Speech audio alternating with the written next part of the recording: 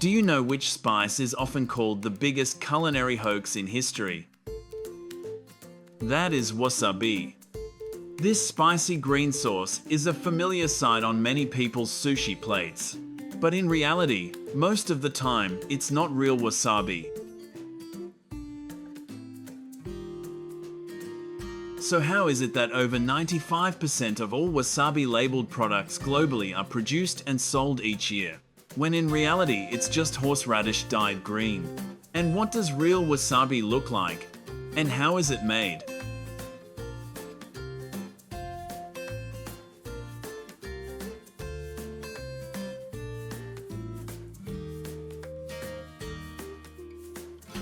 Wasabi's journey is entirely different. Behind its delicate appearance lies a meticulous cultivation process. It requires strict control over the source of pristine water, rich in oxygen, always flowing continuously. The temperature remains stable for over a year and a half before harvesting.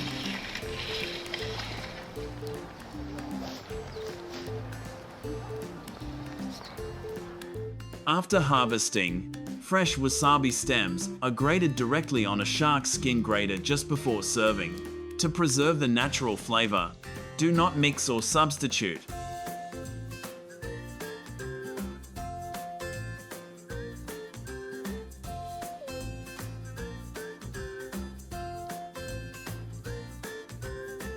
Today, let's explore the wasabi farms hidden beneath the Japanese forest canopy. To understand why this plant is considered one of the most difficult and expensive crops to grow in the world. And that's why food connoisseurs always seek out its original flavor.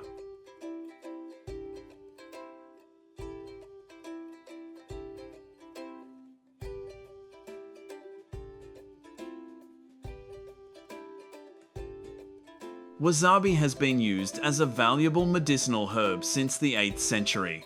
But it only truly became the soul of sushi during the Edo period, when people discovered its ability to preserve live fish. In the days before refrigerators, wasabi's strong antibacterial properties help prevent food poisoning and eliminate the fishy smell of raw seafood. Why is such a small plant so expensive? Subscribe to the channel to discover the truth behind it.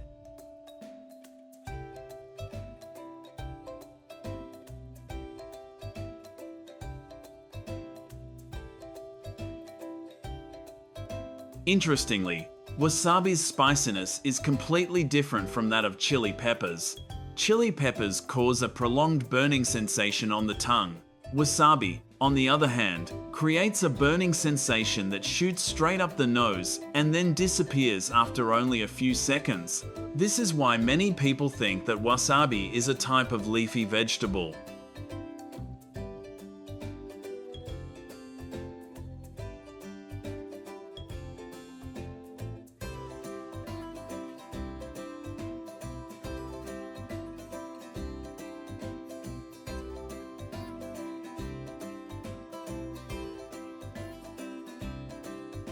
However, one noteworthy fact is, only about 5,000 tons of real wasabi are produced worldwide each year. Meanwhile, over 100,000 tons of dyed green horseradish are dominating the market. This scarcity is what makes genuine wasabi in high-end restaurants cost 50 to 100 times more than its alternatives.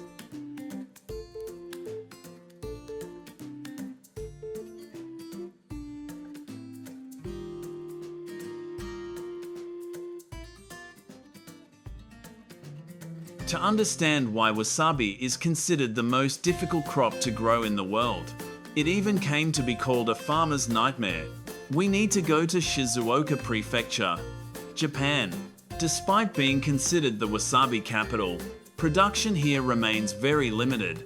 The reason lies in the harsh natural requirements that are almost impossible to replicate.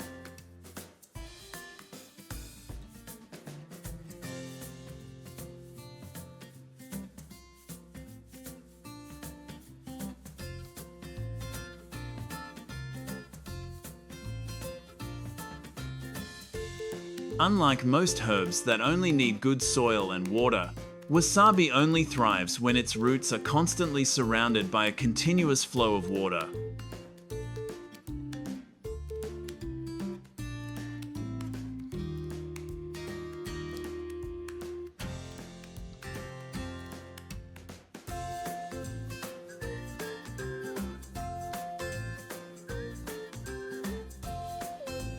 More importantly, the water must be almost perfectly pure and consistent throughout the year. The optimal cultivation method is called sour wasabi, grown directly in controlled natural streams. This water source is not tap water. It's rainwater and melted snow from the mountains. It seeps through layers of volcanic rock over many years before becoming spring water.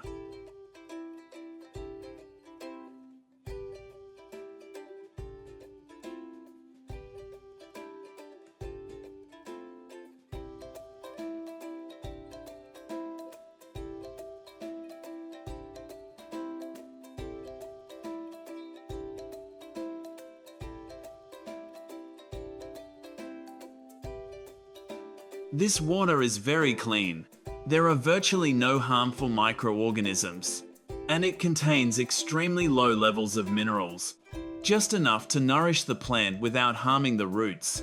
The water temperature remains stable at around 10 to 15 degrees Celsius throughout the year.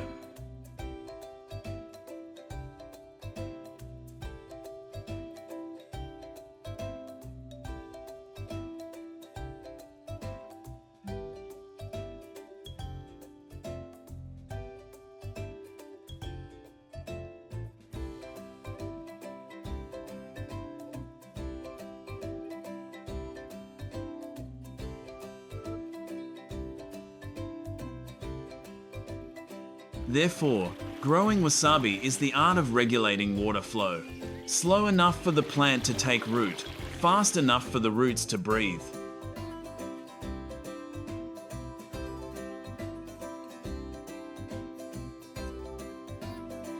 In places with suitable slopes, farmers plant directly along the stream. On steeper slopes, they built stone steps called tatami ishi to regulate the flow of water.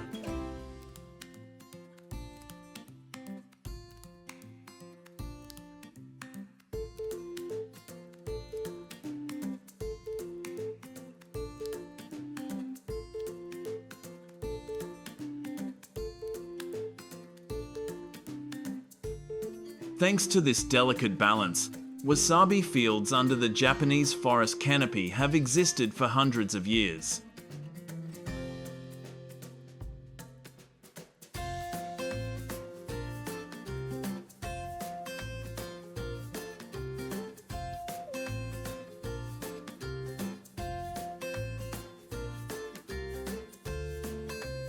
After each harvest cycle, which lasts nearly 2 years, the layer of gravel in the field is covered by sediment, reduces oxygen levels.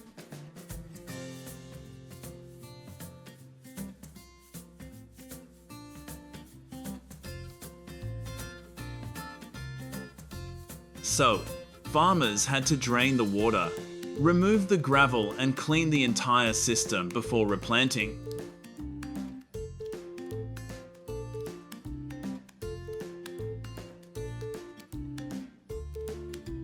Afterward, the water is gradually returned, washing away the dirt and debris. The surface of the rice field is leveled with an extremely small slope. Only 1 to 3 millimeters per meter is needed to ensure a stable flow.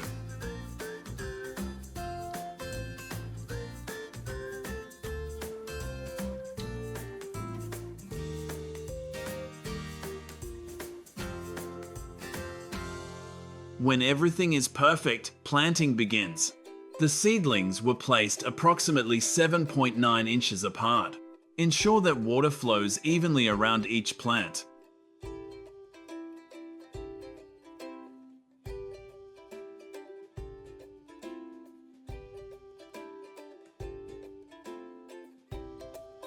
After almost 2 years, wasabi has been harvested.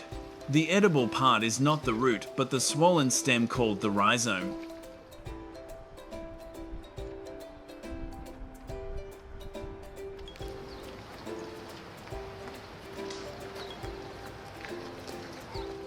Harvesting must be done entirely by hand. Even a small scratch can reduce quality because it causes oxidation.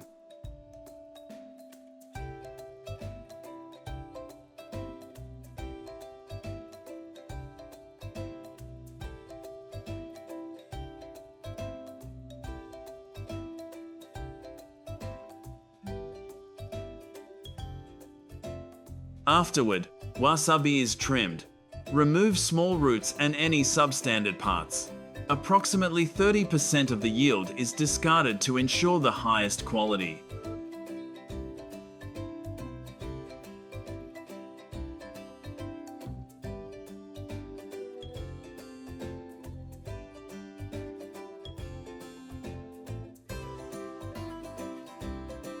Next, clean using a high-pressure water jet. Then pack it in an insulated box. Wasabi can stay fresh for up to 72 hours.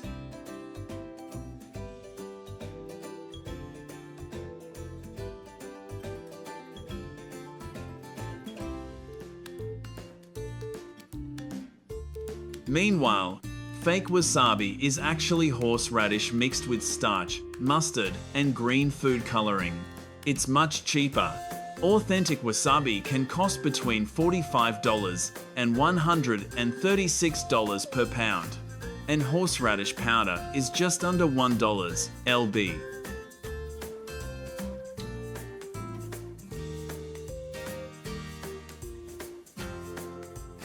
And if wasabi is a testament to scarcity, wild boars in the United States, however, are a prime example of an uncontrolled population growth.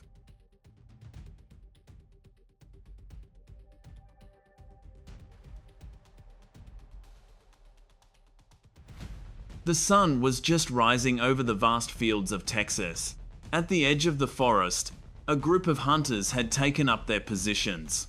There was no sound of conversation. The only sounds were the gentle breeze and the rustling of dry grass underfoot.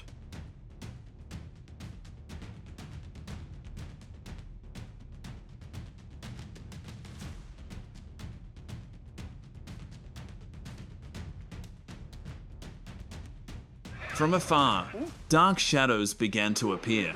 A herd of wild boars moved slowly, heads bowed low, constantly using their snouts to dig in the ground in search of food. They had no idea they were being watched.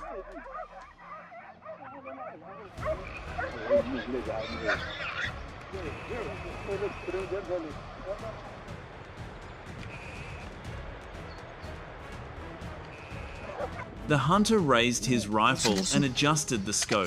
The distance was now only a few dozen feet.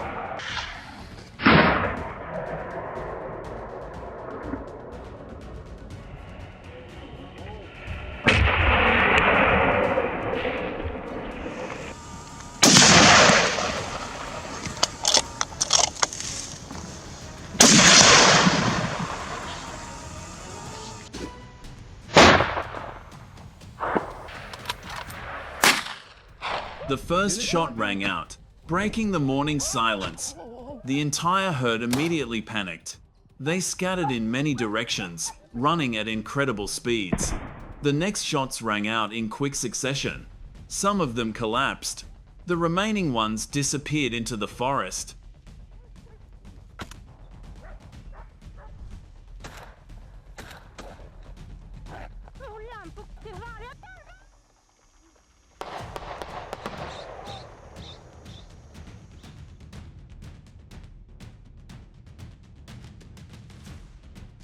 This scene is not uncommon in the United States. It is part of a long-running battle between humans and one of the most dangerous, invasive species, the wild boar.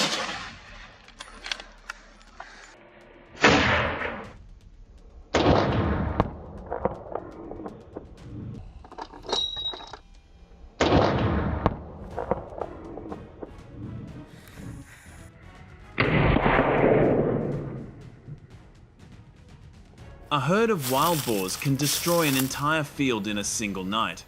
Do you think hunting them is necessary to control them? Leave your opinion below.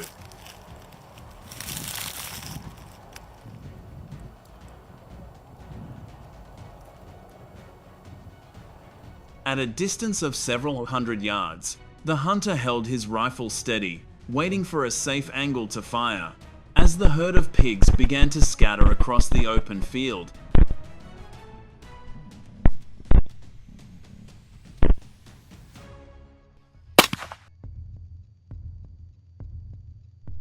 a shot rang out, breaking the silence of the field. The remaining pigs immediately scattered towards the dense forest.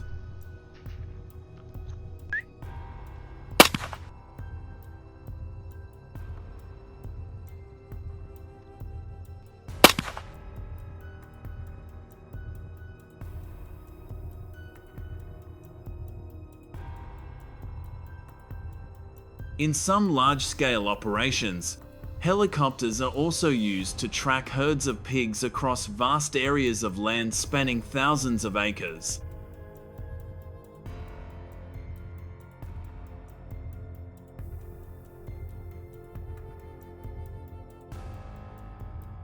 From the air, pilots can easily spot herds of pigs moving along the edge of forests or across open grasslands. The hunter sits beside them, keeping their rifle steady as the helicopter circles at low altitude.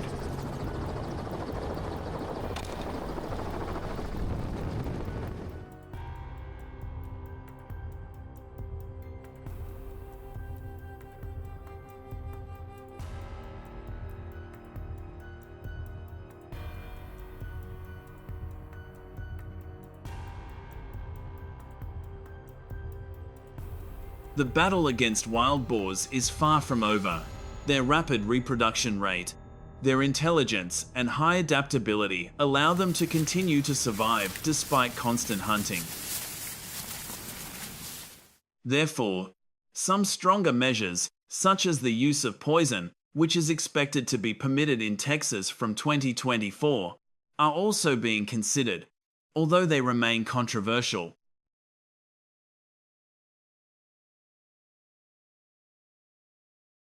Animal welfare organizations argue that these traps are cruel, while some ecologists warn that mass culling could unbalance the ecosystem, affecting native species such as deer and migratory birds.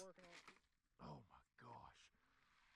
Dude, that stinks to high heavens. Coming in probably about... Conversely, farmers argue that inaction will lead to disaster. Wild boars are destroying approximately 100,000 acres of wetlands each year, threatening water resources and biodiversity.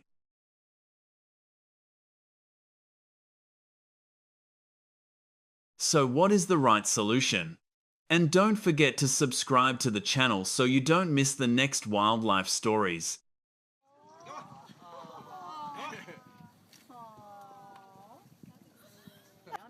There's another one up in front. That's a big mama, right in front of both. Ah, that's not the babies. That's the baby.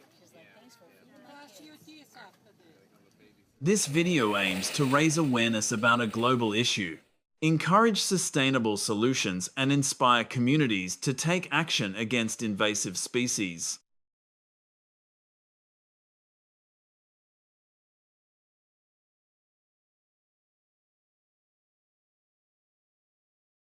The fight against wild boars is not just about protecting crops, it is also about protecting the livelihoods and future of agricultural communities.